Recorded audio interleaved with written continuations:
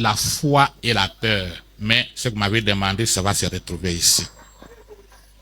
Donc les chrétiens religieux accusent facilement l'ennemi Satan, mais oublient les actes qu'il lui pose, lesquels sont des invitations.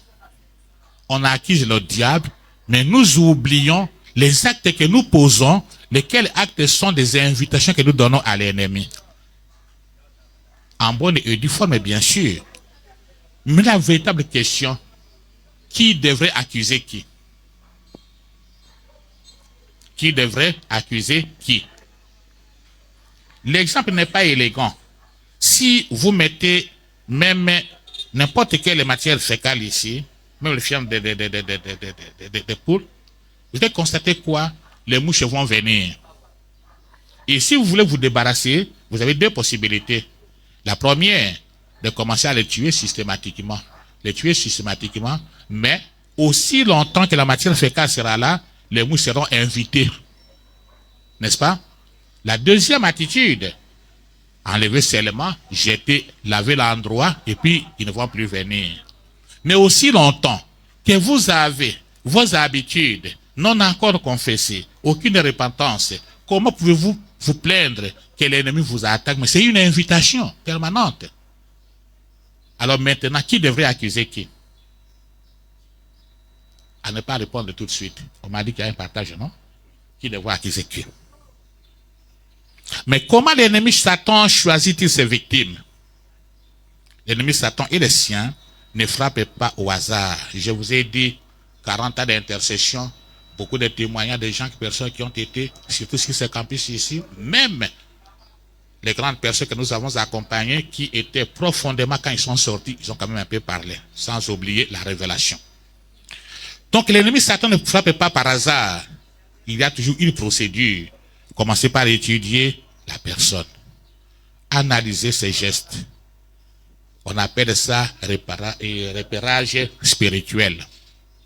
C'est-à-dire, avant d'attaquer, il commence par l'observation. 1 Jean 5, verset 19. 1 Jean 5, verset 19. Nous savons que nous sommes des dieux, que le monde entier est sous la puissance du malin. Apocalypse 12, verset 12b. Apocalypse 12, verset 12b.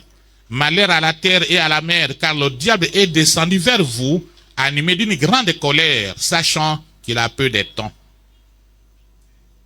Le malheur de la terre, le diable est descendu vers elle. Animé comment? D'une grande colère. Mais pourquoi le diable est très nerveux? Sachant très bien qu'il est très nerveux parce qu'il y a très peu de temps le reste. Il doit faire du tout pour tout. Donc, la Bible reconnaît aussi que le monde entier est sous la puissance du malin, du diable. Alors, quel est le vrai problème? Si nous arrivons à comprendre cette partie, on peut m'arrêter. Quel est le vrai problème? Pourquoi le diable nous attaque? Pourquoi l'ennemi, ça ne nous laisse pas tranquille? Et que devons-nous faire pour qu'il nous laisse tranquille? Le diable est le prince du ténèbre et le monde entier est sous sa puissance. La puissance des ténèbres, malheureusement, des composantes majeures enfreignent la puissance des ténèbres. Des composantes majeures. Et quelles sont ces composantes majeures? La lumière et la salinité. Ce sont ces deux composantes-là qui causent des problèmes à son royaume. La lumière et la salinité. Et qui salinité celle? Et qui sont les détenteurs, les détentrices de ces deux composantes? Mais c'est vous les chrétiens. Et qui a dit que c'est vous qui êtes détenteur, détentrice? C'est Jésus-Christ lui-même. Son plus grand ennemi, c'est lui qui l'a vaincu. Jésus a dit, vous êtes la lumière du monde. Vous êtes le sel de la terre. Or, ces deux composantes-là perturbent beaucoup son royaume. La lumière, le sel. Regardons Matthieu 5, versets 14 à 16. Vous êtes la lumière du monde. Une ville située sur une montagne ne peut être cachée. On n'allume pas une lampe pour la mettre sous le boisseau, mais on l'allume. On la met sur les chandeliers et l'éclaire tous ceux qui sont dans la maison, que la lumière luise ainsi devant les hommes. Donc le vrai problème de l'ennemi, la lumière chasse les ténèbres. Matthieu 15, 14 et 16. Matthieu 15, 14 et 16. Donc le vrai problème, la lumière chasse les ténèbres. Matthieu 5, pas 15, Matthieu 5, 14 et 16. Le vrai problème, l'ennemi Satan, la lumière chasse les ténèbres. Et la loi de l'incompatibilité ne permet pas que la lumière et les ténèbres puissent coexister. L'une doit chasser l'autre. Alors réfléchissons, nous sommes des universitaires. On dit que cette surface, longueur 5 km, largeur 5 km, superficie 25 km carrés.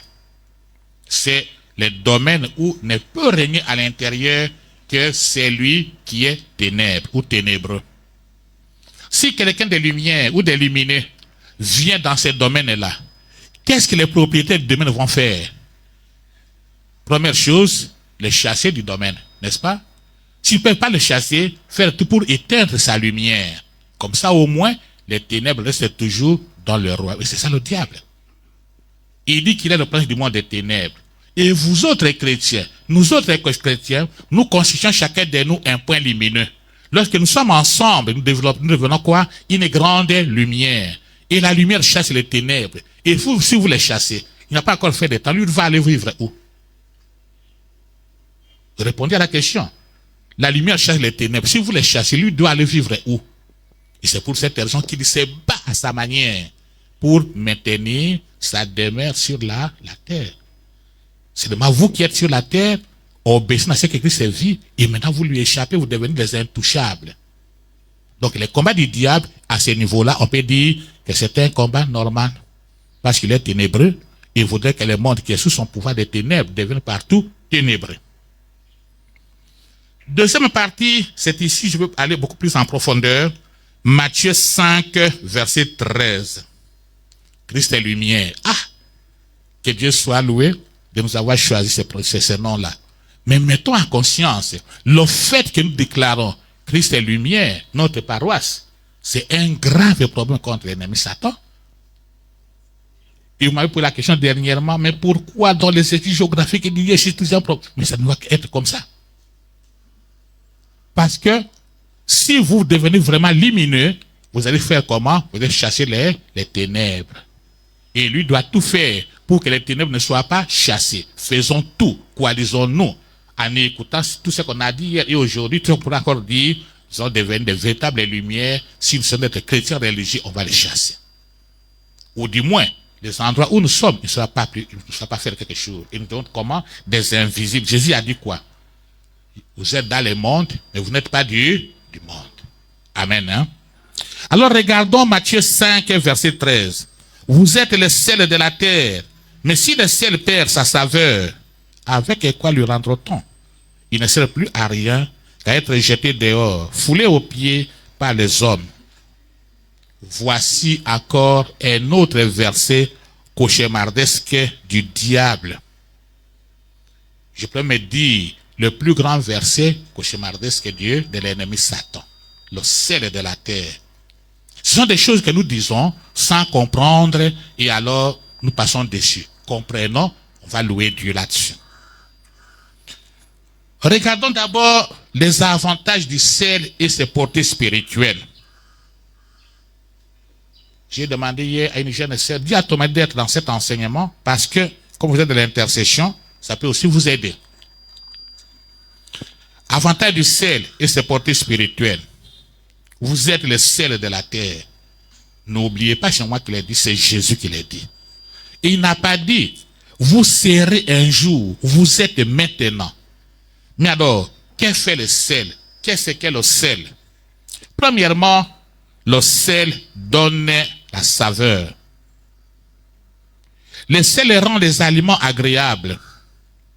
Un chrétien donne le goût dans la vie des autres. Il donne aussi du goût dans la vie des autres. J'ai dit deux choses proches mais différentes.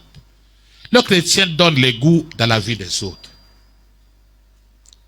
Tu causes avec quelqu'un, il était désespéré et tout de suite l'espérance est née. Il était désemparé, il était inquiété, mais voici qui a mis la saveur. Mais tu donnes aussi du goût dans sa vie. Il leur apporte la joie, il leur apporte la sagesse.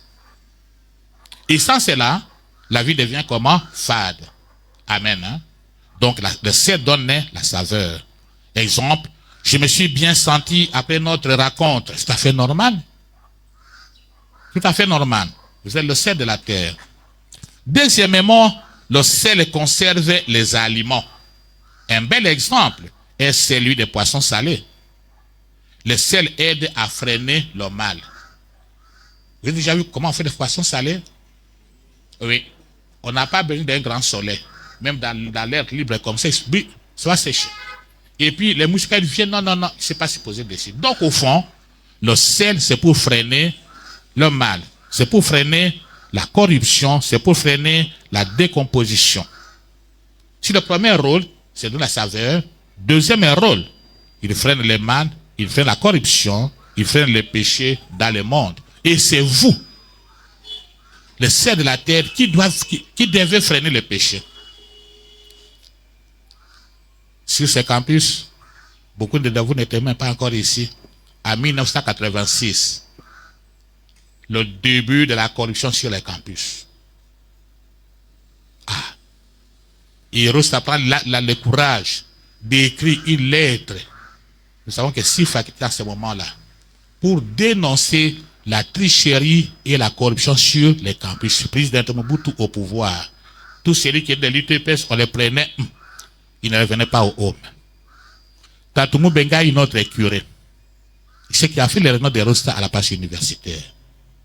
Et je viens montrer la lettre au Tatoumou. Non, d'ailleurs, il y a beaucoup de fautes de français à l'intérieur. Et la faute de français, c'était quoi? C'était un tract. Il faut écrire votre nom. Et il m'a sauvé. J'étais au Homme 20 et je suis allé écrire Rostaloa, la première licence physique, Homme 20, verset 24, chambre 2405. Et ça a fait toller sur les campus. Pendant 3 semaines, le monsieur était séquestré. Sans recevoir des renseignements de prise de Mobutu, on vérifie, non, il a sa propre autorité. Et voici ce qui m'a sauvé. Mais pendant 3 semaines, je me suis nourri plus avec l'Eucharistie qu'avec la routine physique. J'ai survécu. Et alors, le sel de la terre. Et après cette lettre-là, beaucoup de gens ont commencé quand même, le groupe de commencé quand même à demander, il ne faut pas tricher, il ne faut pas ceci. C'est nous qui sommes le sel de la terre. C'est nous qui devons freiner beaucoup de vices qui sévissent sur les campus, puisque le sel a l'air de faire quoi? De freiner la progression de la corruption. Troisièmement, le sel purifie, guérit et restaure. Le sel purifie, guérit et restaure. 2 Rois 2, 20 à 21. Je n'ai pas écrit ça, si quelqu'un peut lire. 2 Rois 2, versets 20 à 21. Oui. 2 Rois, chapitre 2, le verset 20 à 21. Il dit, apportez-moi un plat neuf et mettez-y du sel. Et ils les lui apportèrent. Il alla vers la source des eaux et il y jeta du sel et dit, ainsi parle l'Éternel, j'assainis ces eaux, il n'en proviendra plus ni mort, ni stérilité. Amen. Le sel. Ainsi parle l'Éternel, j'assainis ces eaux, il ne proviendra plus ni mort, ni stérilité. Et les eaux furent assainies jusqu'à ces jours. Le sel assaini, le sel est purifié, le sel est guéri. Le constat n'a pas été fait par Élisée, mais par les habitants de Jéricho. Le séjour de la ville est bon, mais les eaux sont mauvaises et le pays est stérile.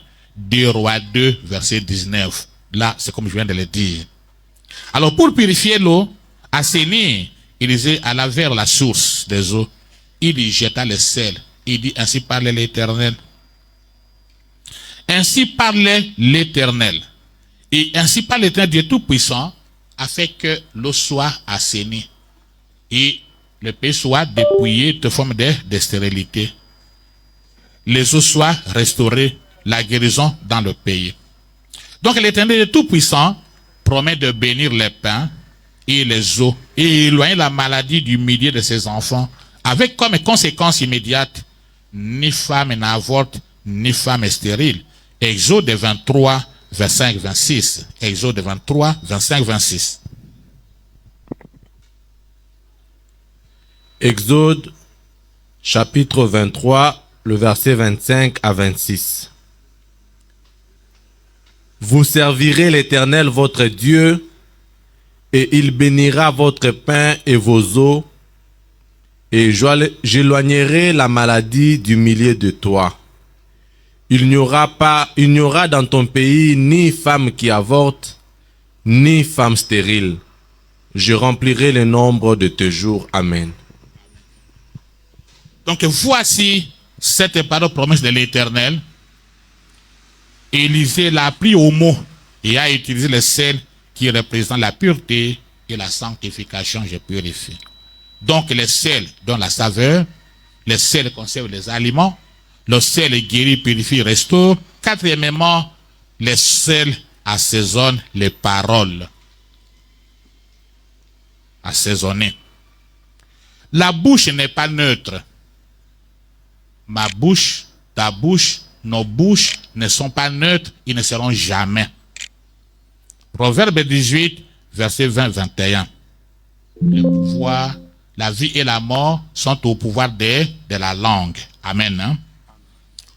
Mais Colossiens 4, verset 6. Colossiens 4, verset 6 nous dit quoi? Colossiens 4, le verset 6.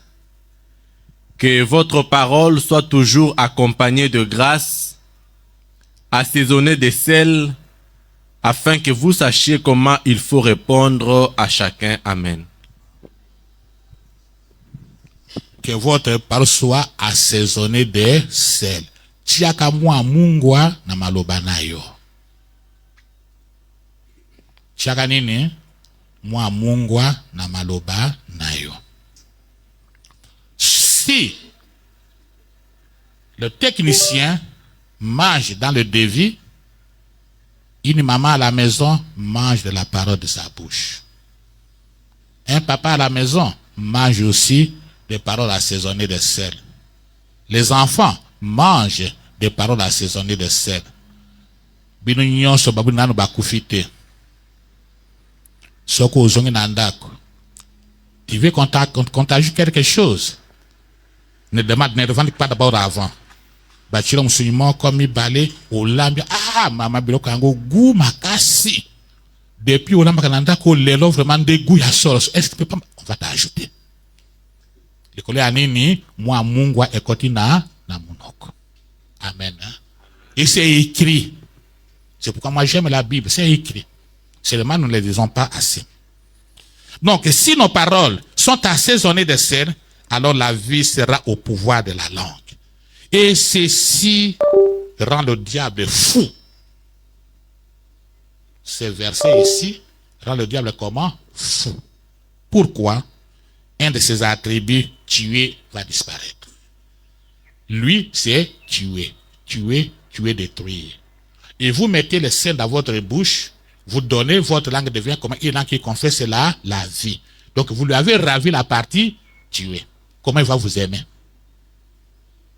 Amen. Hein? Amen. Donc les disputes vont disparaître, les querelles vont disparaître, les divisions, et vous allez favoriser une atmosphère de paix, une atmosphère de joie et d'attente. Donc assaisonnons nos paroles, savoir répondre aux autres, parler avec sagesse, de manière édifiante. Cinquièmement, le sel symbolise la fidélité. C'est écrit. C'est écrit. L'Éternel, notre Dieu, est un Dieu d'alliance. Il a multiplié des alliances avec les humaines créatures pour ne pas perdre l'ouvrage de ses mains. C'est pour il a multiplié les alliances. L'homme est créé à son image et à sa ressemblance. Quand nous regardons Lévitique 2, verset 13, tu mettras du sel sur toutes les offrandes. Tu ne laisseras point ton offrande manquer le sel, signe de l'alliance. C'est écrit. Mon frère. Lévitique 2, verset 13. Lévitique 2, 13. Tu mettras du sel sur toutes tes offrandes. Tu ne laisseras point ton offrande manquer de sel, signe de l'alliance de ton Dieu. Sur toutes tes offrandes, tu mettras du sel. Amen. Cherche la version Darby ou BTOB pour voir Nombre 18, verset 19. Là, c'est écrit, toutes les offrandes élevées des choses saintes que les fils d'Israël offrent à l'Éternel, je te les ai données, et les sels à perpétuité devant l'Éternel pour toi et pour ta sémence, une alliance à perpétuité. Lisez un peu. Nombre 18, le verset 19. Tout ce que les fils d'Israël prélèveront pour le Seigneur sur les choses saintes, je te les donne, à toi ainsi qu'à tes fils et à tes filles. C'est un décret perpétuel, une alliance perpétuelle conclue avec les rites du sel devant le Seigneur pour toi et ta descendance. Amen. Amen. Hein? Alliance du sel. C'est symbole d'alliance éternelle, perpétuelle.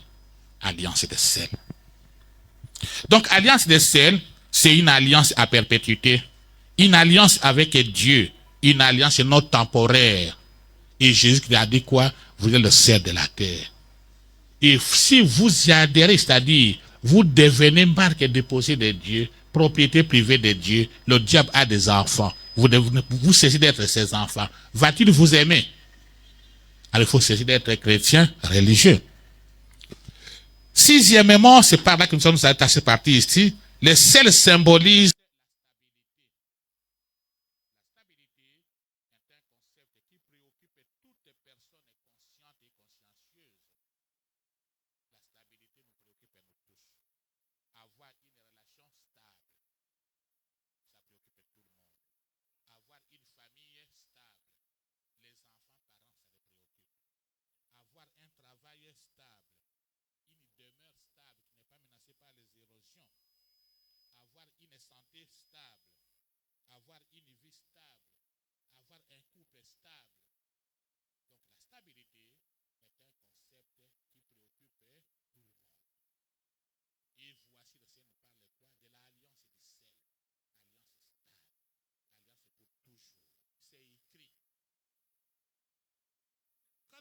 donc, 2 Chroniques 13, verset 5, la version Darby Bible, Darby.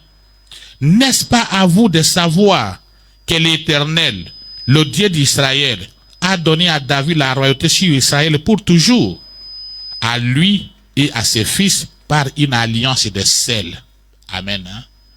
Dieu a donné la royauté à David par une alliance de sel. Alliance éternelle. Donc, une alliance du sel est une alliance solide. Une alliance éternelle, c'est une alliance stable. Une alliance de sel, solide, stable, durable. Alliance du sel. C'est aussi une alliance incorruptible. Une relation que Dieu protège, qu'on ne brise pas. Donc le monde sans Dieu est le monde des ténèbres. Une vie sans Dieu est une vie vanité de vanité. Et une vie sans Christ, non seulement il n'y a pas de saveur, mais aussi devient fade. Et Jésus-Christ va dire quoi? Vous êtes le sel de la terre. Pas vous serez, pas vous pourrez être. Donc le sel représente, on a dit, la saveur, la fidélité, c'est corrompt difficilement. C'est pour la purification, la guérison, la restauration, l'assaisonnement et sans oublier une alliance stable. Voici ce qui posait problème. Mais alors, si cela pose des problèmes au royaume des ténèbres et au rien du mal, parce que le rien du mal, la corruption doit prospérer. Le mal doit prospérer. Les infimités doivent prospérer. Et tout genre de suivi doivent prospérer. L'infidélité doit prospérer. L'instabilité doit prospérer. Mais alors le ciel stoppe ça. Alors, quel est l'espoir du diable? Et Jésus-Christ a donné petit espoir à l'ennemi Satan. Il faut le découvrir. Les combats du diable, c'est parce que Jésus-Christ a donné une petite brèche et que le diable exploite. Si nous regardons 2 Chroniques 32, 2 Chroniques 32, versets 10 à 11, Chancérib, le roi de Syrie, posait une question au peuple de Juda, de savoir sur quoi repose votre espoir pour continuer à croire à Josaphat et rester à Jérusalem dans la détresse. Ézéchias, qui était roi sous pas Josaphat, Ézéchias, roi de Juda, et son peuple, leur espoir était en qui? En Dieu. Amen. Hein? Maintenant, nous pouvons poser la question, sur quoi repose l'espoir de l'ennemi Satan? Sur quoi repose son espoir? L'espoir du diable repose sur la brèche entrevue par Jésus-Christ. La brèche a été entrevue par Jésus-Christ. Et quelle est cette brèche? À savoir, la désalinisation du sel. C'est la brèche. La désalinisation du sel. C'est écrit où? Matthieu 5, verset 13b. Mais si le sel perd sa saveur, donc il y a possibilité que Mungwa ici là ngalaneango. Matthieu 5, 13b. Mais si le sel perd sa saveur, avec quoi la lui rendra-t-on? Il ne sert plus qu'à être jeté dehors et foulé aux pieds par les hommes. Mais si le sel perd sa saveur, avec quoi la lui rendra-t-on? Il ne sert plus qu'à être jeté dehors et foulé aux pieds par les hommes. Amen. Hein? Si j'étais à votre place, j'aurais appris le Seigneur. Ah, je comprends. J'aurais vraiment applaudi le Seigneur. Il n'y a pas de problème la fois prochaine. L'espoir du diable, c'est l'éventualité que le sel perd sa saveur. C'est ça son plus grand espoir. Et son plus grand combat, c'est faire du tout pour nous désaliniser. Est-ce que nous avons la possibilité d'empêcher aux oiseaux de survoler dans les cieux? Nous n'avons aucune possibilité. Toi et moi, quelle est la possibilité que nous avons d'empêcher au diable de faire le mal? Mais seulement, on peut dire, l'oiseau peut se promener, c'est son champ d'action, mais je n'accepterai pas qu'il vienne faire son nid sur mes cheveux. N'est-ce pas? Le diable fait le mal, mais je n'accepte pas qu'il vienne faire ça dans ma maison, dans mon corps, dans mes enfants, dans mes parents. Il lui trouve que vous devenez un obstacle parce que vous êtes le sel. Il doit tout faire pour vous désaliniser. Il faut prendre tes responsabilités. Mais alors, pour que tu sois à mesure, que nous soyons à mesure de prendre nos responsabilités, nous devons d'abord savoir croire que nous sommes vraiment le sel de la terre. Comme je suis sel, je dois tout faire pour qu'on ne puisse pas me désaliniser. Amen. Hein? Donc l'espoir du diable, c'est l'éventualité que le sel perd sa saveur. C'est-à-dire que le chrétien perde son témoignage. C'est ça. Il fait tout pour que tu puisses perdre ton témoignage. Vivre comme tout le monde, sans différence.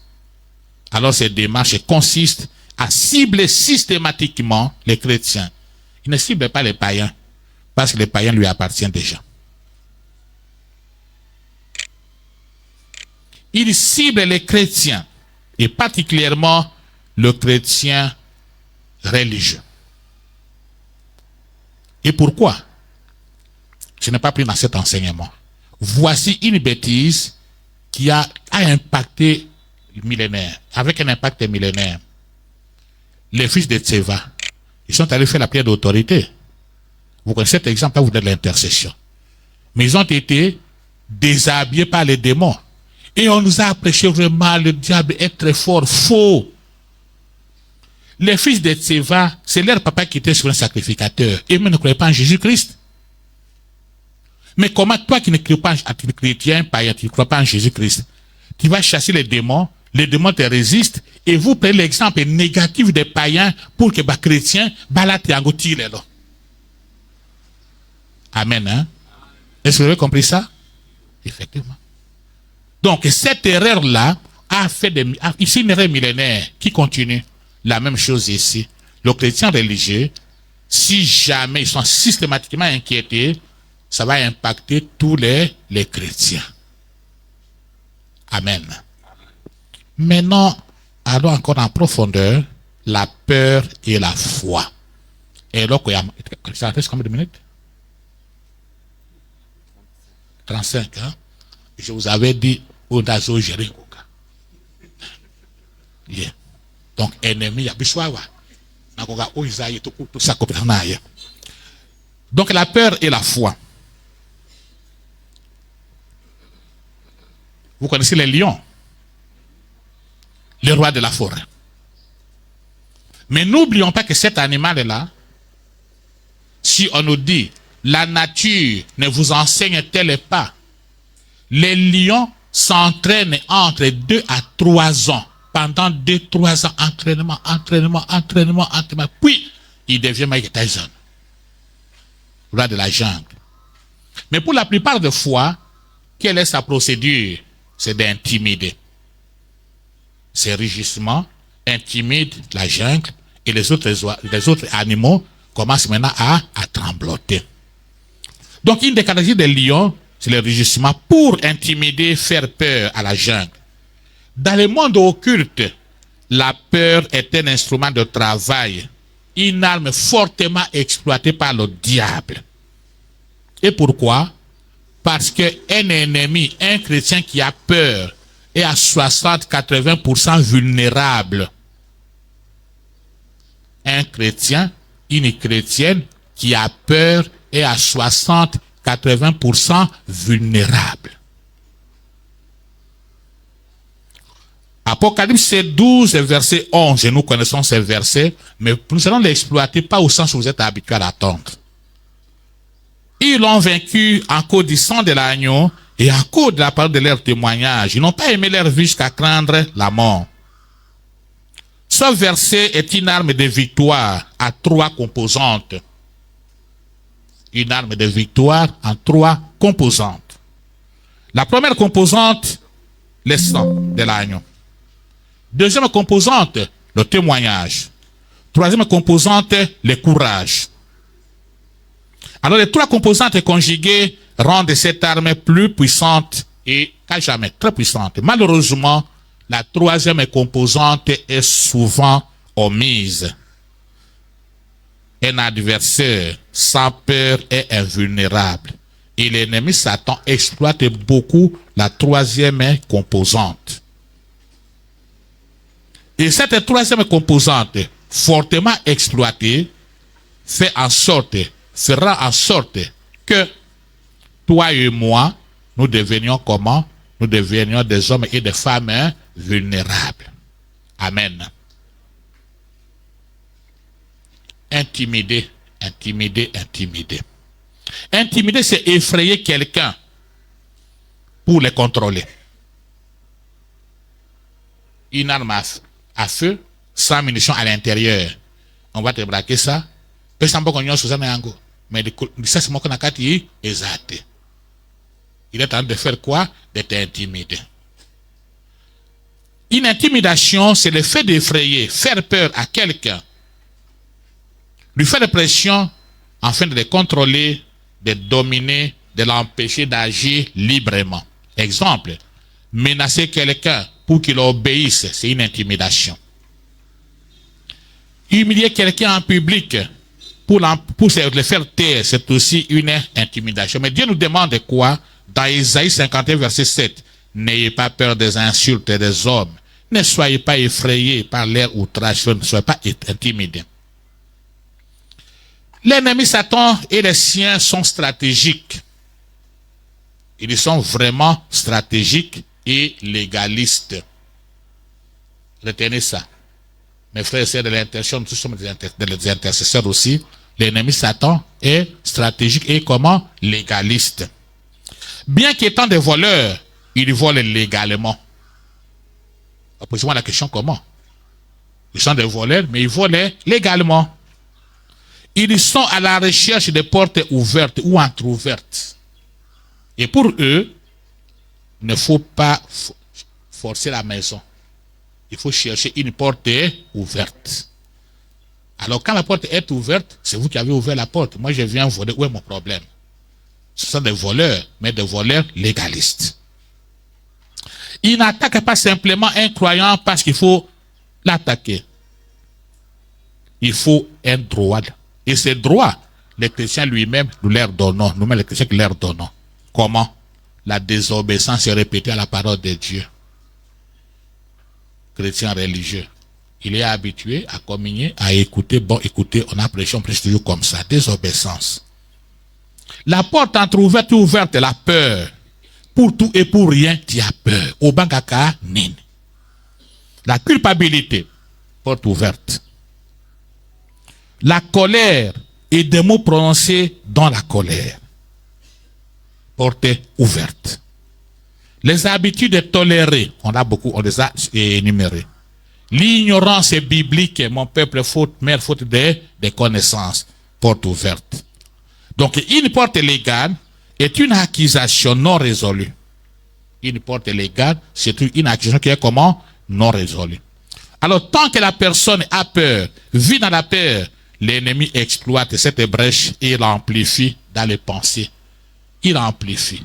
Et puis l'amplification démoniaque existe jusqu'à devenir une forteresse, c'est-à-dire commencer à s'opposer à la vérité. Et une forteresse, c'est une structure mentale fortement fortifiée qui s'oppose à la vérité et constitue même un frein à tout ce qu'on peut dire de la part de l'Éternel. On peut y avoir forteresse de peur. Pour toi, la peur devient une forteresse. Forteresse d'incrédulité. Incrédulité. Forteresse de colère. Forteresse de luxure. Alors, une fois établie, et cette forteresse opère automatiquement, détruisant la personne de l'intérieur. La forteresse nous détruit de l'intérieur. Et le plus tragique, c'est beaucoup de chrétiens ont des forteresses, mais qui les ignorent et que le diable exploite. Que le diable exploite. C'est toujours bien, à un moment donné, de poser la question à son frère et sa soeur, comme Jésus l'avait fait. Comment vous me trouvez? Que dois-je faire pour pouvoir m'amender? Ça peut nous aider aussi à pouvoir nous débarrasser de nos forteresses.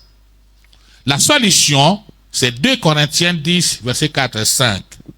2 Corinthiens 10, verset 4 et 5. 2 Corinthiens, chapitre 10, le verset 4 et 5. Car les armes avec lesquelles nous combattons ne sont pas charnelles, mais elles sont puissantes par la vertu de Dieu pour renverser des forteresses. Nous renversons les raisonnements et toute hauteur qui s'élève contre la connaissance de Dieu et nous amenons toute pensée captive à l'obéissance de Christ. Amen. Alors, les armes qui sont puissantes, quelles sont ces armes qui renversent pour détruire les forteresses? Alors, les armes en question, on ne dit pas ici, c'est pour détruire, mais pas pour gérer les forteresses. Il ne faut pas gérer les forteresses, ni coexister avec elles. ni les contrôler, mais les détruire et les détruire complètement. Amen. Et de manière irréversible. Ces armes incluent la parole de Dieu. La prière persistante. Soyons des hommes, des femmes de prière. Je voudrais parler du jeûne stratégique. Mais qu'est-ce qu'un jeûne stratégique? Le jeûne stratégique, c'est le jeûne où on ne demande pas au Seigneur, donne-moi une maison, donne-moi la promotion. On dit, Seigneur, donne-moi de détruire les forteresses qui sont dans ma vie. C'est un jeûne stratégique. Développer aussi la louange prophétique, il faut parler en bien de soi-même. L'éternel Dieu de la Bible, tu es un Dieu vrai. Je me vois au terme ma louange, libère tes formes de forteresses. Louange prophétique. Prophétise sur toi-même, il faut croire.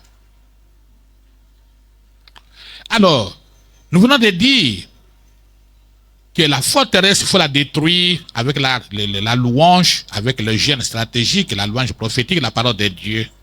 Mais aussi, le renouvellement de l'esprit par la vérité. Quelle est cette vérité, la parole? Lisons Matthieu 27, verset 1. Matthieu 27, verset 1. Matthieu 27, le premier verset. Dès que le matin fut venu, le principal sacrificateur et les anciens du peuple tinrent. Psaume 27. Psaume 27. Oui.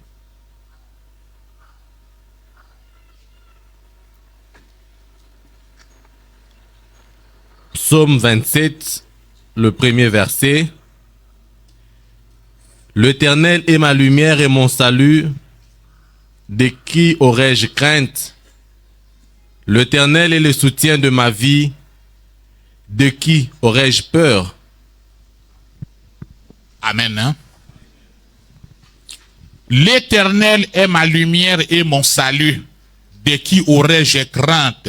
L'Éternel est le soutien de ma vie. De qui aurais-je peur? Faites l'expérience. Je l'explique d'abord. On fait l'expérience et beaucoup de nos peurs vont disparaître à cet instant ici. On va faire l'expérience. Donc la peur est l'outil efficace que l'ennemi Satan et les siens utilisent.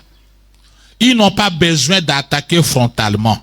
Il suffit qu'ils installent une atmosphère d'intimidation, la peur, et puis la peur commence à agir. Et c'est une invitation pour eux. La peur ouvre plus de portes que la violence. Et la peur fait beaucoup de tort contre ses victimes. Une personne qui a peur anticipe le mal.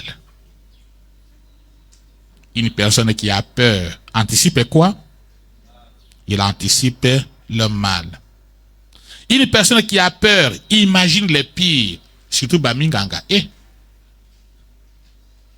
Tokosamba Ponaye. Surtout les médecins. Un petit rier, tous les cours viennent en tête à la maladie grave et bimé. La peur. On nous avait raconté l'histoire d'un monsieur. Bon, dans un quartier, il sortait avec une fille, puis finalement la fille a été déclarée séropositive. Et le papa a commencé à être soucieux, tout comme sans s'examiner, il est devenu très malade. Et au deuil, il pleurait comme vous n'avez pas aidé. Sa femme l'a aidé. Il montre une grande intuition. Et puis, il pleurait quoi? La défunte? Il pleurait sa propre mort. Amen. Hein? Et puis, il n'a pas fait longtemps, il est mort. Quel est le sida qui tue en une semaine? Qui l'a tué? La peur. L'anticipation du mal. Il a anticipé le pire. Amen. Donc, une personne qui a peur anticipe le mal. Une personne qui a peur imagine le pire. Elle valide inconsciemment la loi de l'accord et coopère inconsciemment avec les scénarios négatifs. Une personne qui a peur. Ça, c'est un point important. Tout le monde prenez note. La peur affaiblit la foi. La peur affaiblit la foi et détruit ce que la foi a construit. La peur affaiblit la foi et détruit ce que la foi a construit. La peur brouille le discernement, réduit l'audace spirituelle. Une personne qui a peur, c'est même plus bien prier. Ça a réduit l'audace. Ombre progressive. Comment l'ennemi Satan agit en disant la peur? Il n'attaque pas brutalement, doucement. Et puis, ça s'aggrave. Et à mission, on dit quoi? La maladie commence tout petit, ça fait comment? Ça s'aggrave. Il ne dit pas que c'est l'ombre progressive aussi. Donc la Bible établit la différence entre les vents et l'ombre. Psaume 104, verset 4. Il fait devant ses messagers les flammes de feu ses serviteurs. Dans ces versets, nous voyons les vents sont les anges, les messagers. Les flammes de feu, une autre catégorie d'anges. Mais Psaume 23, verset 4 dit quoi? Quand je marche dans la vallée de l'ombre et de la mort. Là, nous voyons l'ombre, c'est quoi? Démon, tout ce qui appartient au mal. Donc, ombre est un démon, un esprit maléfique. Sa spécificité dans ces versets, c'est un esprit de mort, ombre de la mort. Alors, pour atteindre ces objectifs, l'ennemi utilise souvent les ombres progressives. N'oubliez pas que je suis physicien, alors souvent mes enseignements sont aussi impactés de beaucoup de sciences à l'intérieur. C'est-à-dire, il ne frappe pas immédiatement. Il installe tout petit. Alors, quand il adhère à la peur, il amplifie. Et ça devient une grande peur. Alors, lorsqu'il... Oh. C'est une intimidation, ça. Voici une intimidation. Bon, il n'y a pas de point, on va obéir. Donc, lorsque il constate que ça devient installé, en ce moment-là, il commence à agir. Amen. Hein? Alors, si la personne commence à nuire la peur, alors ils savent que leur terrain est devenu fertile. Car la peur répétée crée une attente. La peur répétée crée quoi? Une attente. Et malheureusement, pour la plupart des fois, c'est une attente négative. Une attente négative, c'est une invitation. La peur crée une attente négative. Et une attente négative, c'est quoi? C'est une invitation. Entre les mains de qui? De Satan.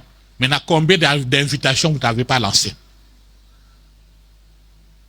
Combien d'invitations nous n'avons pas lancées? Et nous étonnons qu'on nous attaque. On a eu des combats. Alors la plus grande porte est la peur est là. Non seulement qu'il détruit votre foi, il réduit votre audace. Et voici ce que la peur est en train de faire. Alors David, un guerrier, un roi courageux. Alors d'où venait son courage? L'Éternel est sa lumière et son salut. Alors pas de crainte. L'Éternel est le soutien de sa vie, pas de peur. Si quelqu'un proclame avec conviction, l'Éternel est ma lumière et mon salut, de qui aurais-je crainte? L'atmosphère maléfique commence à changer. Surtout si tu ajoutes, il est le soutien de ma vie, de qui aurais-je peur? Surtout pas de la stérilité, tu l'as vaincu. Surtout pas de la colère, tu l'as vaincu. Donc, l'Éternel est ma lumière et mon salut, de qui aurais-je crainte? L'Éternel est le soutien de ma vie, de qui aurais-je peur? Surtout pas du diabète, tu l'as vaincu. Et on va s'exercer à cela et voir que la peur va partir parce que Dieu est dans sa parole. Amen. Hein? Amen. Nous devons ajouter que la peur prospère dans l'incertitude. Mais dans cette proclamation, cette déclaration remplace l'incertitude par la confiance en Dieu. La peur fonctionne. Pour que la peur puisse fonctionner, il a besoin de l'accord intérieur. Il faut si dans ton nakobangate, tu vas aller. Il y avait une maman très peureuse avant de se marier. Alors il fallait qu'il passe d'abord dormir, ses parents viennent éteindre la lumière. Mais alors, elle se marie, il se trouve à l'intérieur. La nuit, l'enfant tombe malade. Il doit amener l'enfant à l'hôpital, mais il n'était pas là. C'est elle-même qui dit, il est arrivé avec l'enfant à l'hôpital. Amen. Donc la peur pour fonctionner a besoin d'un correspondant. Et le correspondant, c'est ton cœur, c'est mon cœur, c'est nous qui correspondons.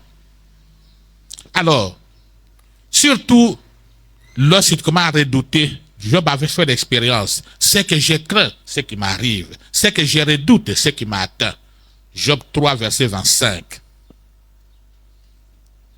Job 3, verset 25. Ah là, c'est les grands édiens. Oui.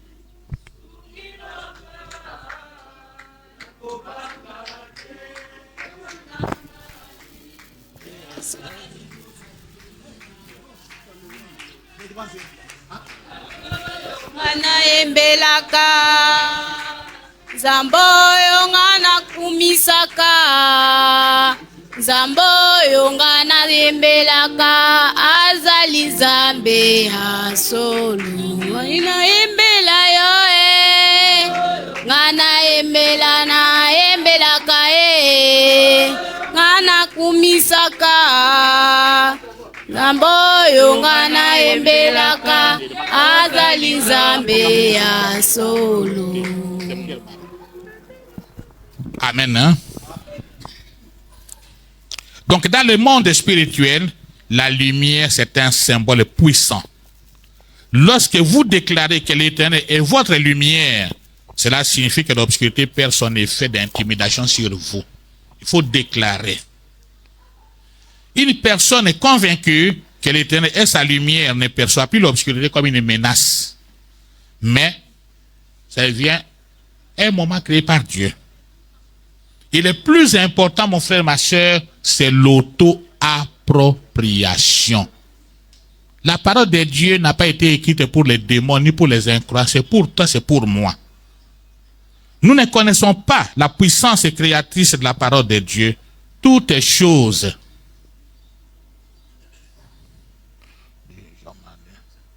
Oui, lumière du monde. Oui, c'est ça. Les justes possédants. Donc, toutes les choses ont été créées par cette parole et pour cette parole. Jean 1, verset 3. Et la parole, c'est la vérité. Ici, que tout le monde prenne note. Une vérité impersonnelle a un impact limité. Une vérité impersonnelle a un impact qui est comment? Limité. Mais une vérité appropriée devient une forteresse qui résiste aux mensonges de l'ennemi.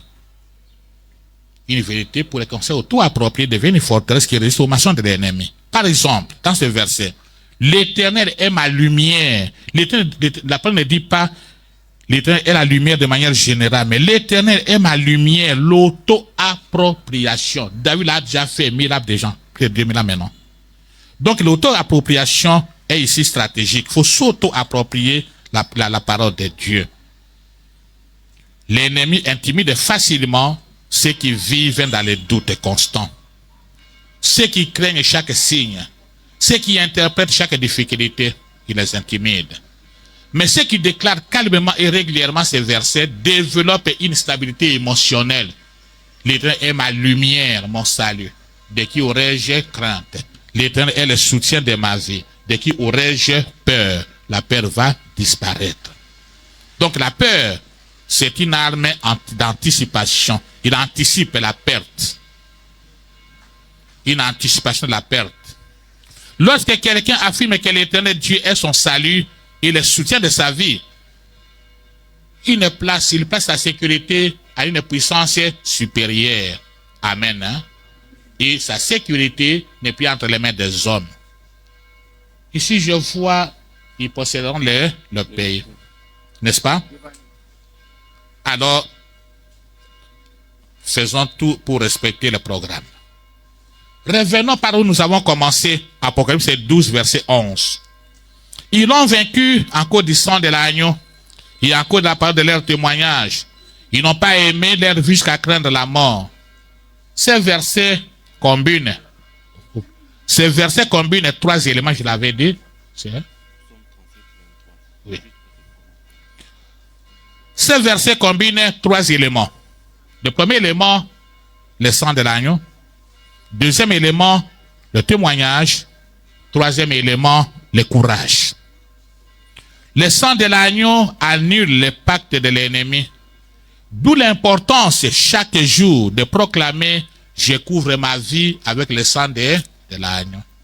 Je couvre mes enfants. Je couvre mon sommeil. Je couvre mes rêves avec le sang de l'agneau. » Amen. Témoignage. Le témoignage ici, il ne faut pas seulement croire qu'il faut venir à l'église. Même quand vous priez Dieu, Seigneur, je voudrais vraiment te louer, te glorifier. Surtout pour moi, Rosta. D'après ce que mes parents m'ont dit, je suis même né derrière une case, sur 2 feuilles de bananier superposées, passées par la flamme de feu. Pour couper les cordons ombilicaux, on a dit chercher une machette, mais il n'y a pas eu tétanos. Pourquoi ne pas te louer? Sur ces campus, le grand Dieu est témoin. Qui me pensait que campus à pied, combien d'étudiants peuvent le faire aujourd'hui et finir à l'université? Tu m'as donné ce courage-là, je ne peux que te remercier. Je me suis marié, et voici pendant plusieurs années, je ne le mettais pas au monde. Tout le monde a raconté n'importe quoi. On m'a même dit aller au niveau de Kingaseng et raconter celui qui traitait avec M23 là, B21. Il y a même ici à la montagne celui qui ne ratait pas. Et j'ai dit quoi? Si Dieu ne peut pas m'exaucer au renouveau, je suis au regret. Je préfère attendre pendant 18 ans qu'avoir un enfant qui va mourir entre mes mains après 18 ans. Je ne peux que te rendre grâce. Et sans oublier, je suis vers les faits dans mes attributions.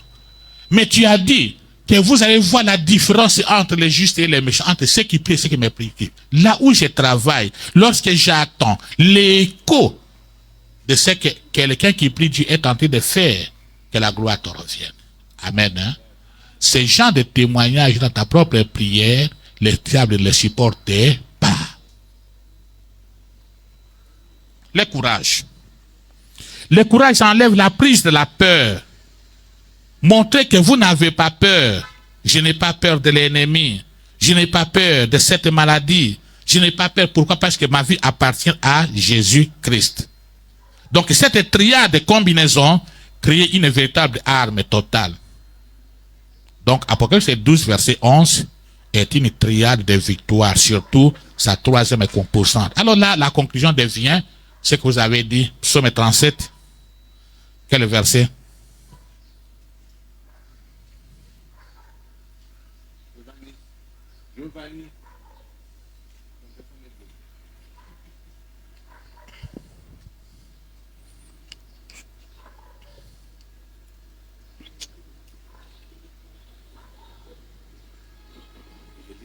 Non, oui, disait. Oui. Notre conclusion, Psaume 37, verset 29.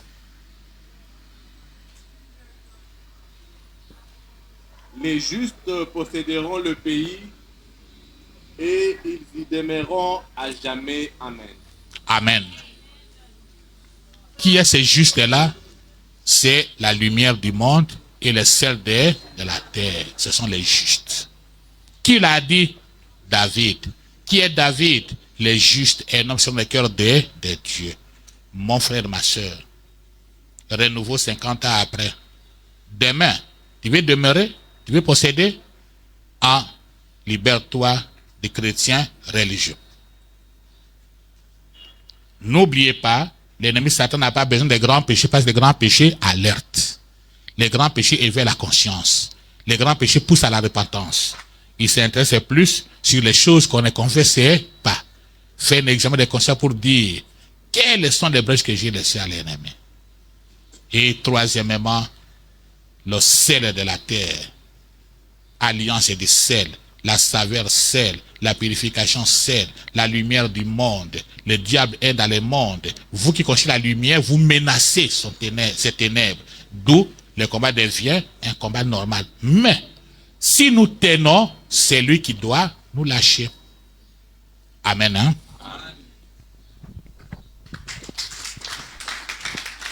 Nous acclamons très fort pour le Seigneur.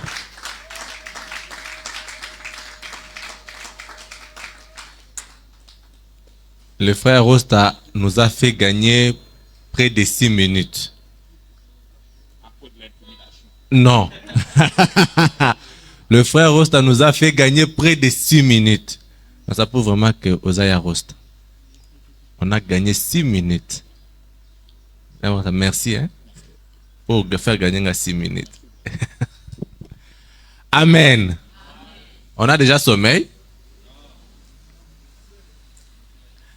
Non. On va rembourser ça avec les questions. Je n'allais prendre que 3 questions. Je vais en prendre 4 pour rembourser les 6 minutes. Amen. Je vous laisse 30 secondes pour métaboliser l'enseignement parce que c'est un enseignement digne d'un physicien. Les ombres sont passées. Donc, j'espère que ça n'a pas créé d'ombre dans nos têtes. Parce qu'il y a eu des flux lumineux, des ombres. Alors, je vous laisse 30 secondes, le temps de métaboliser l'enseignement du frère Rosta. Et nous allons juste prendre 4 questions avant de passer le flambeau. Amen. Alors, est-ce que nous pouvons nous lever? Comme ça, je suis sûr qu'on ne dort pas.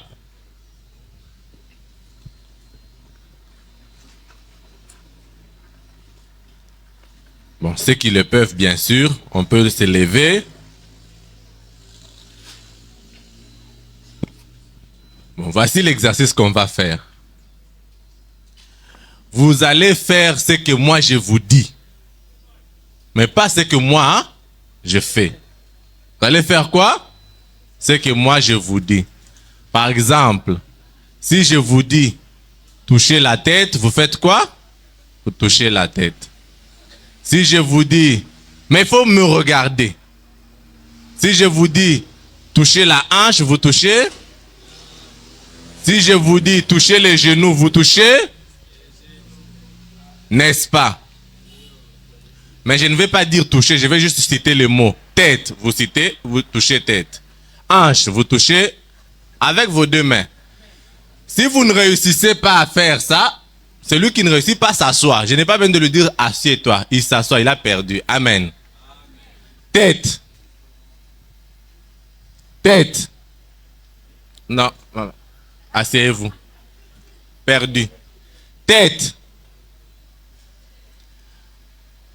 Tête. Asseyez-vous. Tout celui qui a touché la hanche, moi je dis tête, il s'assoit. Asseyez-vous.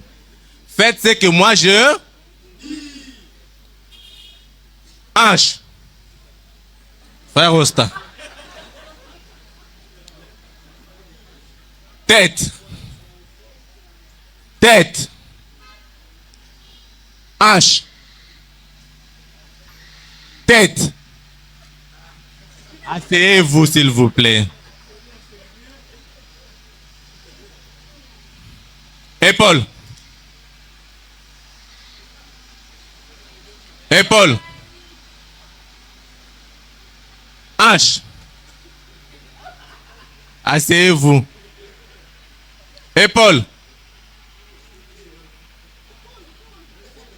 Hanche. Genou.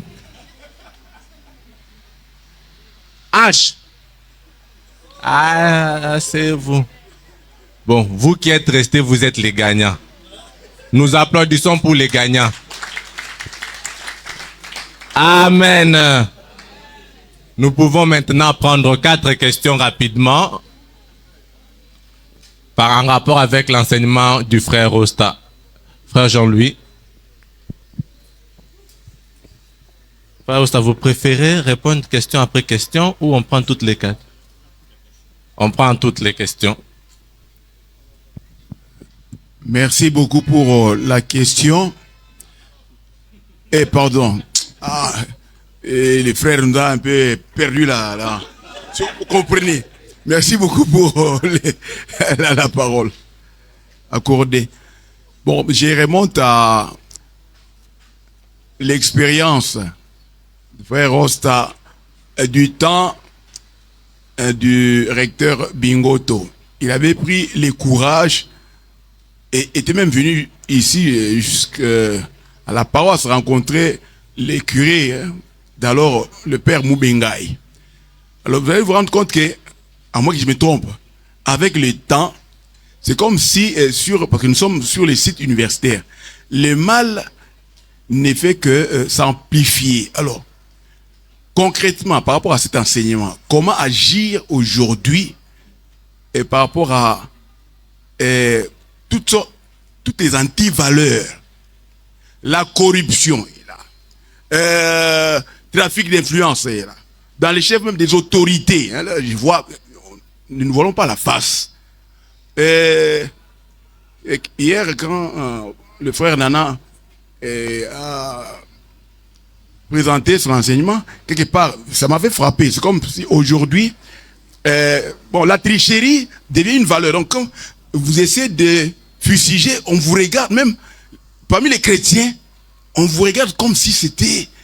Oui, bon, comment agir concrètement par rapport à toutes ces antivaleurs, quel que soit le rang. Bon, je voulais peut-être prendre le cas de nous autres, parce que parfois, on entend dire que non, il faut faire attention parce que...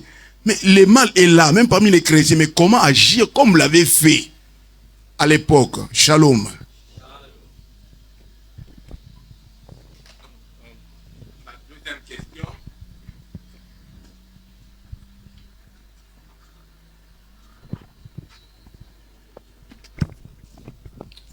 Amen.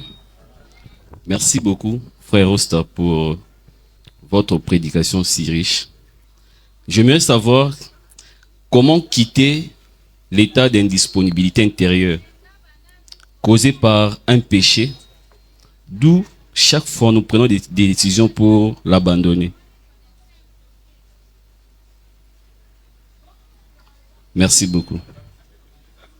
C'est le frère Erfa Jean-Jacques Bayunga, des mystères d'intercession.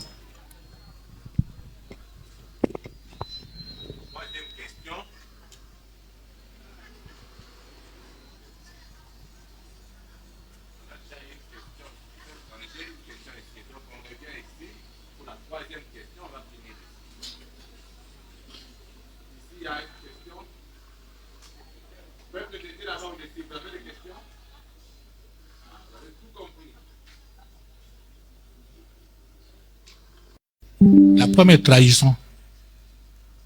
Les frères et sœurs du renouveau, Christ est lumière. Comme pour dire, il n'y avait pas que du bon, même à notre temps-là. Il y avait des chrétiens religieux parmi nous. Si nous voulons vraiment vaincre le mal sur les campus par rapport à cet enseignement, cessons d'être chrétiens religieux. C'est un aspect. N'oubliez pas mon langage de plusieurs années. Nous pouvons nous plaindre de n'importe quelle manière, mais aussi longtemps que nous ne faisons pas partie de ceux qui décident, et que ceux qui décident, le mal est bien pour eux, ils vont continuer à le faire. Lui et moi travaillons à un endroit. Mais regarde un peu là où là tu es, là où moi je suis. Tu comprends que là où je suis, le fait que j'ai fait, je n'ai pas peur. J'ai vu, c'est la parole de Dieu, j'ai impacté. Amen. Hein? Alors si chacun de nous ici aussi vit la parole de Dieu, cesse d'être chrétien religieux, là où il est, il va aussi impacter. Le mal ne se change pas parce que nous avons la volonté de changer le mal. Le mal, pour le changer, il faut le combattre. Et pour le combattre, il y a des risques. Parce que celui qui est derrière le mal ne veut pas qu'on puisse toucher à ses enfants aussi. Mais nous avons la victoire sur eux à cause de qui? Celui qui est à nous est plus grand que celui qui est dans le monde. Ça, c'est une des réponses. Mais je vous encourage. Si Dieu est un Dieu dont on dit sagesse est infinie, intelligence est infinie, donc un Dieu d'excellence, pourquoi allez-vous vous contenter aujourd'hui? Oh non, c'est question seulement de valider. Non. On a besoin d'enseignants chrétiens. Et c'est vous, ces jeunes assistants aujourd'hui, qui demain deviendraient professeurs. Frère Akaka, tu te souviendras que sous le mandat de celui que tu as posé la question, tous les dossiers que moi j'ai trouvés, quelqu'un qui veut faire quelque chose qui doit tirer une année puis il a fini. Et même vous le faites tenir pendant 5 ans. Mais il va finir quand? Et pourquoi? Parce qu'il y a une côté qui manque? Non, mais bon. Le jury est souverain. Alors nous appliquons la loi, on délibère tous ces gens. C'est moi, ils sont en train de faire leur DSDA maintenant. Et si tu es chef quelque part, Comment une délibération, l'examen est terminé aujourd'hui, il faut attendre 3 mois pour délibérer. Donc vous comprenez que ces antivaleurs-là, pour les éradiquer, ça ne va pas se faire en une semaine. Nous devons nous aussi préparer à aller avec chacun là où il se trouve. Si tu es étudiant, c'est d'être un chrétien religieux impact. Si tu es assistant, c'est d'être un chrétien religieux impact. Si tu es professeur, c'est d'être un chrétien religieux impact. C'est de cette manière que nous pouvons changer, puisque le mal est vraiment dans tous les niveaux. Sans oublier, Nassambe la Kanangai, ne faut pas faire, ne vous fiez pas à ça. Comme disait le frère Nana hier, c'est même beaucoup plus difficile à évangéliser les gens qui pensent qu'ils puissent, ils connaissent tout. Amen. Donc, ma question peut ne pas être satisfaisante, mais c'est mon point de vue. Le mal est vraiment profond. Imaginez-vous à 86, avec tout ce qu'on vous fait comme un nom, vous savez, nostalgie du renouveau. Je ne déçois pas grand Zédia, hein? Mais au moins, puis là, se souvenir que je n'ai au soutien d'aucun frère de renouveau, sauf d'un ami qui était aussi du renouveau, Alphonse Kapouya. C'est là qui m'a soutenu. Et tout le temps que j'étais malmené par les autres, là, j'étais là. Amen. Donc, ce sont d'être des chrétiens religieux, devenons les vaillants. À ce moment-là, on peut impacter notre société. C'est vous, la lumière du monde. S'il n'y a pas de lumière, mais qui va éclairer? Amen. Hein? C'est vous les sels. Si on vous a désalinisé, mais où est-ce qu'on va trouver encore la saveur? Donc, par rapport à cet enseignement, mon frère Akaka, j'ai répondu. Il y a mon frère qui a posé la question, l'état d'indisponibilité intérieure. Le petit péché là qui ne vous quitte pas. Je réponds un peu en mettant du humour à l'intérieur. Et je préfère cette méthode-là. Je suis parmi les gens qui ont valorisé la tête d'un Piodi à Kinshasa et les yeux d'un Piodi. Je ne blague pas. Quand nous sommes venus à Kinshasa, en fait, l'Impiodi, c'était un poisson qui subissait les catchs de maman tous les jours. On enlevait tout. Ma sœur Thérèse est là. Et nous, au Homme 20, on a supprimé la restauration, on a tout supprimé la bourse. Et puis, mais si vous enlevez tout, mais ça reste quoi encore? Et l'Impiodi là, quand vous avez seulement, et puis vous les grillez, ça vous fait manger le foufou. Bien sûr, ça c'est la sœur de celui qui manque. Hein? Ça c'est la sœur de celui qui manque. J'entre dans mon mariage et ma femme constate que son monsieur mange vraiment de tête d'un Piodi de ce que j'ai mangé à la fin. Le poulet c'était une denrée rare. Conséquence, le poulet en question, comme le coup de poulet, vraiment c'était magnifique. Et puis un jour, je constate que non, je ne veux plus d'un Piodi. Saturation. Si vous m'accueillez chez vous aujourd'hui, vous aurez de la peine à me donner quelque chose à manger. Et pourquoi? Ma mère doit dessus le cœur. Soso, n'allez pas soso. Moussouni, n'allez pas peut-être un peu de chenille. Pour dire quoi? Et là qu'on ni ici la campus na mokili oyo. Et là qu'on ni ça campus.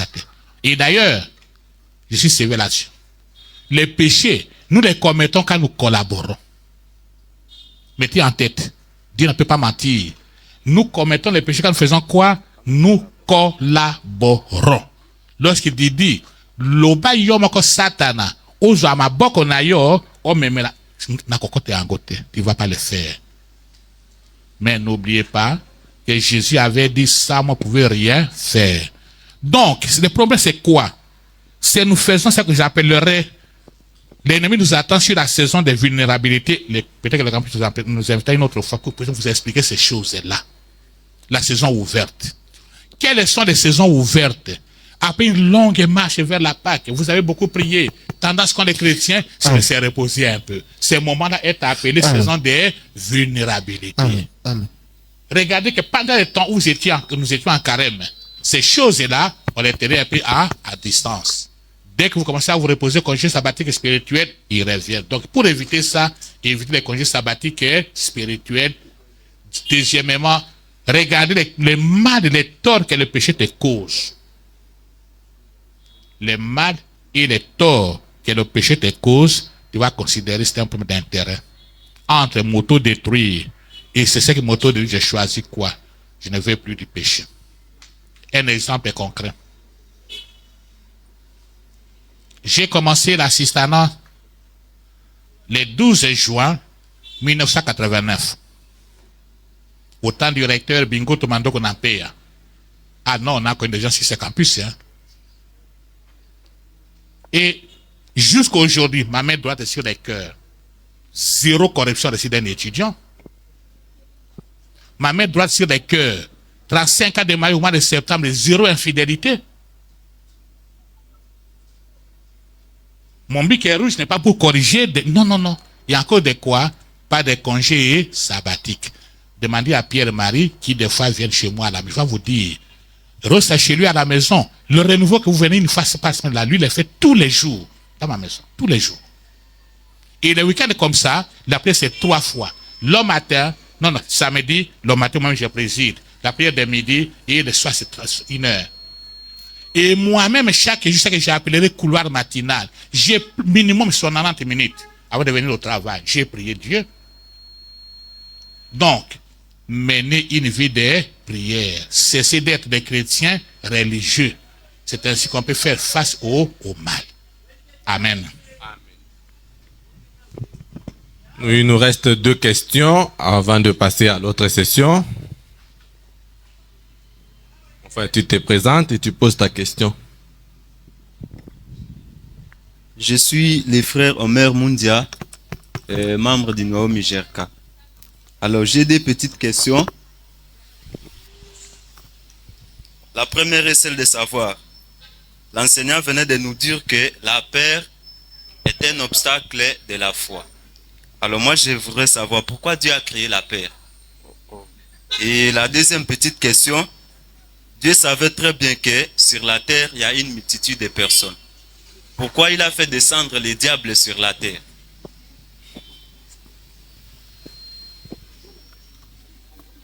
La dernière question, est-ce qu'il y a encore une question?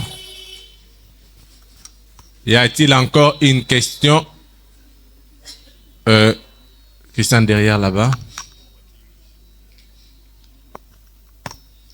Merci pour la parole. Je m'appelle frère Christopher du social. Alors j'ai aimé comment Papa Rosa a parlé concernant si vous ne cherchez pas à occuper là où il y a les décideurs, alors vous allez subir. Je voulais juste demander par rapport au leadership chrétien. Nous voyons aujourd'hui, dans plusieurs secteurs, on voit beaucoup plus les chrétiens qui sont religieux. Alors, par rapport à notre renouveau, est-ce que renouveau prépare ou bien pense aussi à préparer le leader chrétien qui vont quand même impacter notre pays, qui vont changer le pays? Nous voyons David était l'homme selon le cœur de Dieu, raison pour laquelle le peuple adorait Dieu. Alors, ma question juste est-ce que renouveau pense ou a quand même une idée dans l'avenir préparer les chrétiens dans les différents domaines en termes de gérer notre pays? Merci.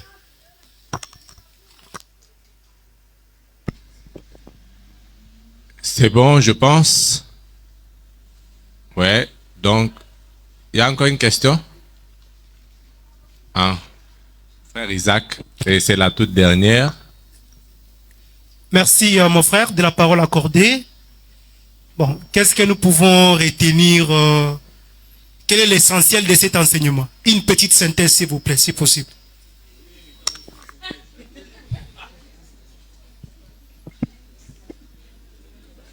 Pour cette question, je vais laisser la liberté au frère Rosta de voir s'il peut y répondre.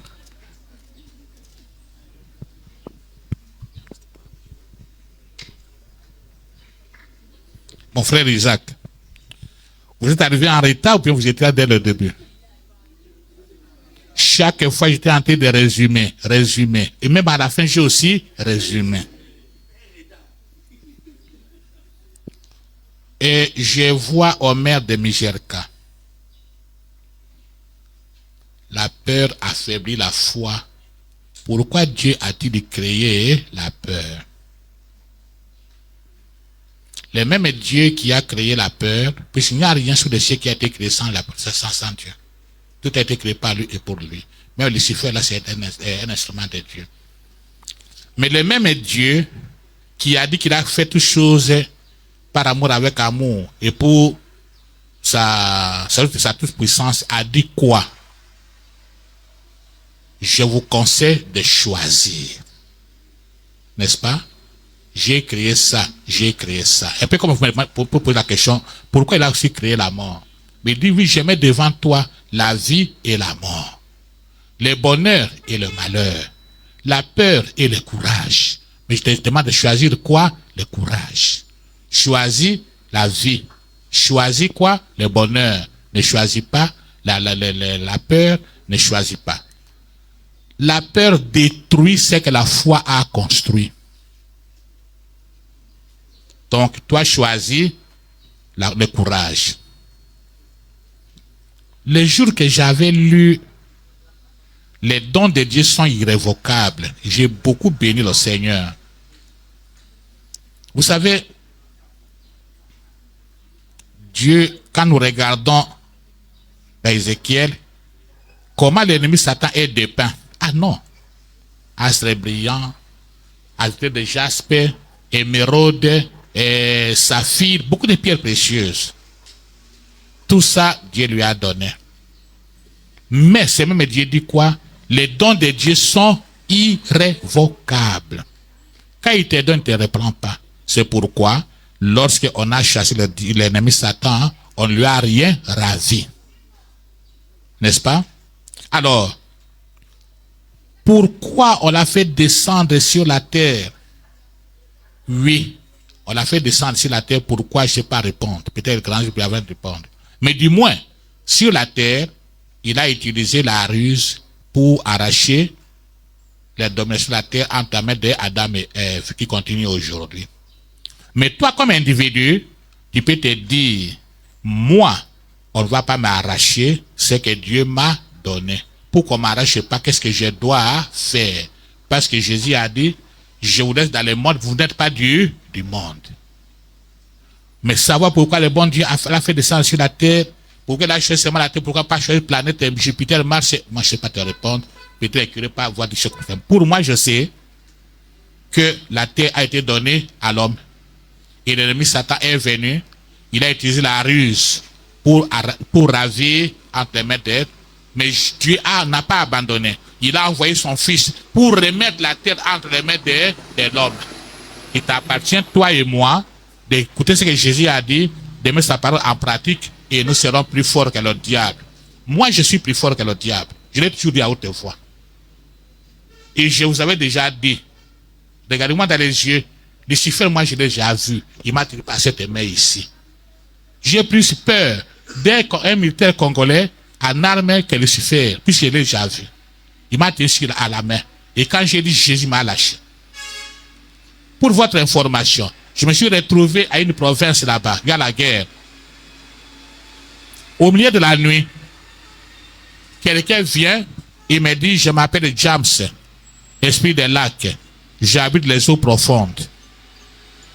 Mais quand quelqu'un se présente, il faut aussi avoir l'élégance de se présenter. Moi, je me suis aussi présenté, je m'appelle Erosta, je suis le petit frère de Jésus-Christ, je viens de Kinshasa.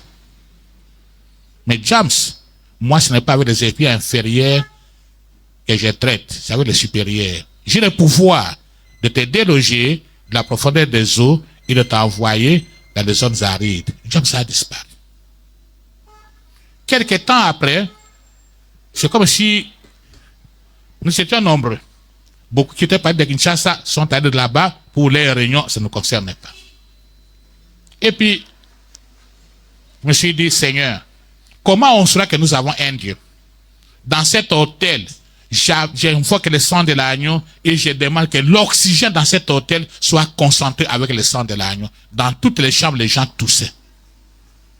Et le lendemain, je suis resté seul, tout le monde a fouillé. Mais je suis où? Je suis dans le monde. N'est-ce pas? Je ne subis pas ce que le diable veut subir. Donc, pour connaître le bon Dieu, parce que le diable est ici, j'ai donné de même raison au bon Dieu. C'est encore de Dieu que nous prions. Parce qu'à un moment donné, ça le diable en question, on ne devrait pas oublier que Dieu existe. Christopher du social, leadership chrétien, est-ce que le nouveau prépare pour les leaders? Pierre-Marie avait parlé hier de ça, non? Demandez à Pierre-Marie, c'est lui qui connaît ces choses-là mieux, puisqu'il a fait un enseignement là-dessus. Mais ce que je voulais vous dire, même dans tout ce que Pierre a dit, c'est très bon. Mais si toi et moi, nous continuons à être des chrétiens religieux, n'oubliez pas, ça m'a coûté trop cher. Hein? Quand j'ai dit à Papa Chanoine, êtes-vous content des gens que vous avez formés? Ils occupent les structures de notre pays, de la présidence jusqu'au Wiché, autant de présidents comme Mobutu. Il m'a pris à la main, tout petit là, il m'a amené près de Monseigneur Luc Gillon. Et Bingo, qui me connaissait, ils ont formé une ceinture autour de Luc Gillon. Il m'a demandé de parler avec Malégro. Mais j'ai quand même posé la question à Malégro. Donc, si vraiment, nous chrétiens, nous ne cessons pas d'être des religieux, le pays sera séculaire. Malheureusement. N'oublions pas, souvent je l'ai dit même à la télévision, on dit qu'en RDC, c'est entre 70 à 80% des chrétiens. Vous savez ce que ça signifie? Si on prend 10 personnes au hasard, 8 d'entre elles sont chrétiennes. Qui volent? Ce sont les chrétiens? Vous voulez quoi? Qui détrône? Ce sont les chrétiens. Et majorité, chrétiens catholiques.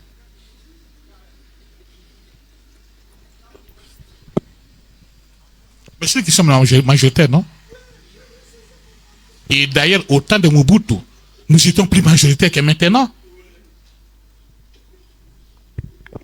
Nous bénissons le Seigneur. On peut applaudir très fort pour le Seigneur, pour l'enseignement de Yarosta. Bon, je vais appeler le frère Junior Kabamba. Va venir prier pour Yarosta. Au Mémango.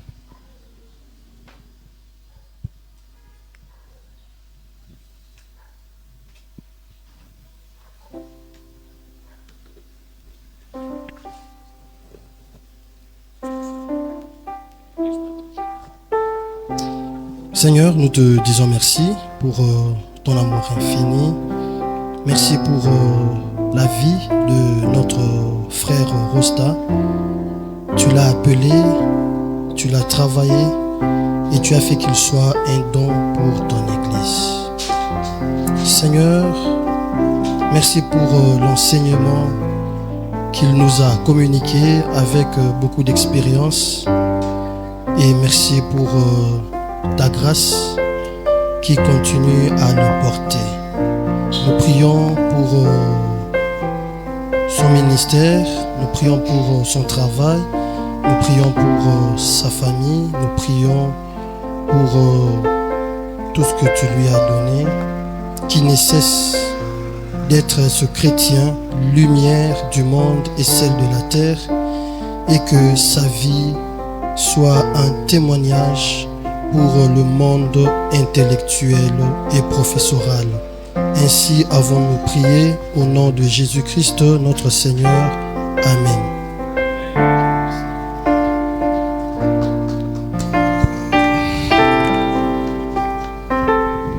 Bolim Sangai, tel que j'ai parlé, c'est comme si je n'ai jamais eu peur. Il y a eu un moment où j'ai eu peur dans ma vie, c'est au Bas-Congo. Une nuit où j'ai vraiment eu peur dans ma vie, c'est au Bas-Congo. Quand j'ai fait la collecte des données, je suis vers, vous connaissez bien Matadi, un peu au-dessus là, je me suis installé. Et vers 1h, j'ai vu un monsieur 3 fois plus élancé que moi. Et puis, c'est comme si 3 mètres, peut-être 5-6 fois plus gros que moi, qui passait. Quand je l'ai vu, Dieu merci, mes yeux et les yeux ne sont pas croisés. J'ai vraiment eu peur. Et je sentais que le cœur battait, le battement du cœur commençait à se faire attendre dans les oreilles. Boum, boum, boum. Alors je me suis posé la question, quelle prière je vais dire ici? J'ai commencé à louer Dieu, louer Dieu, louer Dieu. Pendant ce temps, l'alarme a sonné, je devais aller collecter les données. Mais il venait de passer, je vais faire comment? Je suis allé collecter les données. Et je suis revenu. Quelque temps après, si c'était un lion, c'était quoi? Vraiment comme ça. Le aussi est passé. Mais plus j'ai loué Dieu, plus la paix était en train de partir. Et après, une femme est venue. Il a aussi passé. Et je lui ai dit, moi je suis des dieux. Si vous êtes les créatures des dieux, moi je suis censé toucher moi. Il était devenu orgueilleux. Et la paix était totalement terminée. Le matin, je raconte, il me dit, non, tu as vu qui ça? C'est là qu'il me dit, donc qui ça, c'est là qu'il mais peut-être qu'ils ne m'ont pas dit la vérité. Donc au fond, il y a des événements où tu peux avoir peur. Mais si tu loues Dieu, tu vas constater que la peur en question disparaît. Nous acclamons très fort pour le Seigneur.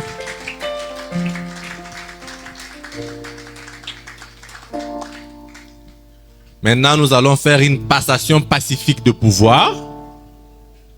J'ai été le tenant de ces micros pendant un bon nombre de temps. Maintenant, c'est la passation pacifique de pouvoir. Il n'y aura pas de glissement. C'est comme ça que je vais inviter respectueusement la sœur Félicité Langwana pour venir prendre le pouvoir.